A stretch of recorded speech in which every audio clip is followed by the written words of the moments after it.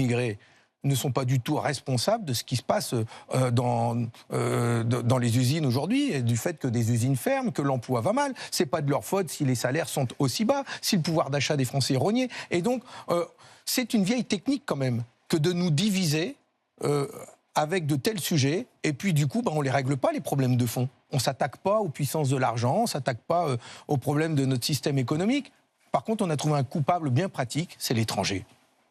Et ça me fait peur, parce que c'est une musique que l'on entend vraiment beaucoup en ce moment, des États-Unis, avec Donald Trump, avec Elon Musk, et puis ici, en Europe, je l'entends de la part de l'AfD en Allemagne, le parti d'extrême droite, aux portes du pouvoir, Giorgia Meloni en Italie, le parti Vox en Espagne. Vous ne voyez pas que c'est les années 30 qui sont en train de se répéter en Europe. On vient de célébrer la libération des camps de Auschwitz, Birkenau.